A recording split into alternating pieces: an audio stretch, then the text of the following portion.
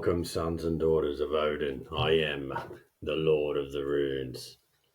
Had a few days off, folks. I had a bit of a head knock, mild concussion. So it was a little bit hard to concentrate. And I'm back now. I'm feeling better. So let's see what the wyrd has to offer today. Now, the reason I do these little rune readings, these mini rune readings, is just to give people a bit of an indication of what the runes can do. I only draw one rune. However, in the readings that I do, I draw 3 runes. Sometimes I draw more than that if there's a further question that's asked, but the 3 runes represent situation, challenge, and solution, or past, present, and future. Similar to the concept of tarot, yet I find the runes a lot more direct, simpler, and easy to understand and act upon. 24 in total with the elderfuthark runes, and I'll draw one now, and I'll talk about its meaning and what I'm getting from the current energies that it's representing. So, we have Nauthiz. So this represents need, and it can represent a number of things. So basic needs of humankind: food, water, shelter, oxygen, that sort of thing. However, those are the things we need to survive, not thrive, not to actually live. So we need more than that, really, to have a fulfilling life. We're not animals, really. So we're rarely satisfied with the basics of life. And our society has evolved, or devolved at the moment, to a place where it's quite complex, and the demands of life are far more than just what that can offer. So it's about being tenacious and striving for what you want in life, what you think you need to have a good, happy, and fulfilling life. And it's things like, a relationship. That you could pretty much count that as a basic need. The need to have a relationship and then, of course, reproduce. That's why we're here. I don't buy it all into the modern concept of just being here and not having children, not contributing to the world population problem, which is total bullshit anyway. So don't buy any of that crap. So beyond those needs, yes, of course. What else? Well, we need fulfilling relationships. We need a strong, happy family. We need to be doing work that fulfills us. We need to be valued. We need to value others. So those are far beyond basic needs, of course. And when we strive for those needs, then we really reflect what we reflect our true nature. That we're more than just animals and 3D animals on this earth. We are metaphysical creatures. We are spiritual creatures. There is more to us than just this 3D existence. This is just the outer shell of what our true nature is. And why should we live in a 3D world and just have 3D wants? That's not at all fulfilling. When you strive to just live according to physical needs, then there's always something missing.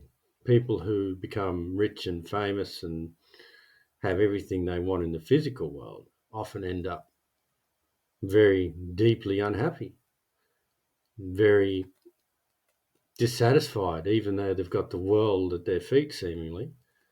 They turn to alcoholism, drug addiction. Their relationships deteriorate because there's no stability in their lives, really, even though they've got everything they need physically. It very rarely fulfills anyone. So what does that tell you?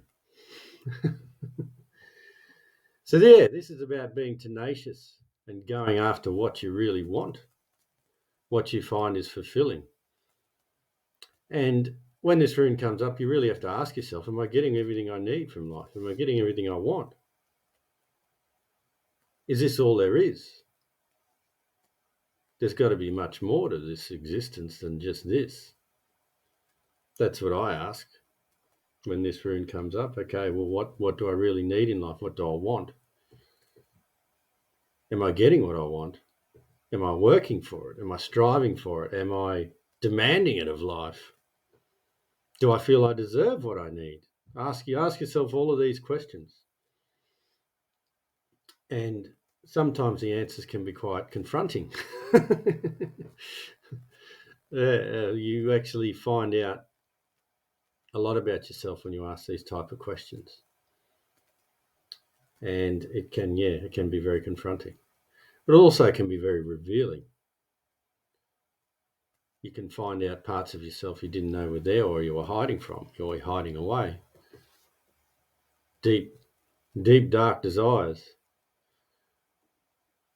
That's it's another matter entirely. Shadow integration, shadow work, which Carl Jung spoke about, famous psychiatrist, philosopher from the 1930s. Spoke a lot about the shadow archetypes, or the archetypes of humanity, and the shadow archetypes that were corresponding to those archetypes. So what are they? I believe they were the warrior, the sovereign, the lover, and the magician. And what were the shadow, the corresponding shadow? So warrior would be victim, I think. Lover is the whore, the prostitute. Sovereign is the slave, maybe. And what's the other one? Magician. I can't remember them all. It's been a while since I looked at that. But you get what I mean. And I won't go on too much about this. It's pretty straightforward, like all the runes are. You can talk about them quite a lot. There's quite a lot of interpretations of this rune, and I don't really like to take my own interpretation of them too far, because that can distort what they're actually their core meaning is. There's a lot of people you'll see on YouTube and elsewhere that will go, oh, this is my interpretation of the rune. Well, what's the point of giving your own interpretation of it? It is what it is. It's so I don't really agree with that, but that's me. I like to stick to the core meaning of what they originated as. And these runes, they're still relevant today. So what I really don't see the need to change their meaning according to certain opinions or interpretations or modern interpretations. They were created for a specific purpose, and that purpose is still relevant today for all of these runes. So I like to preserve their core meanings, their original meanings, wherever I can. But anyway, that's another matter entirely. So, yes, when this rune Nauthiz comes up, ask yourself, am I getting what I need, and not just the basic needs, the advanced, the complex needs of a human being. And there's a specific activity associated with this rune as well, and all it involves is having a cold shower in the morning.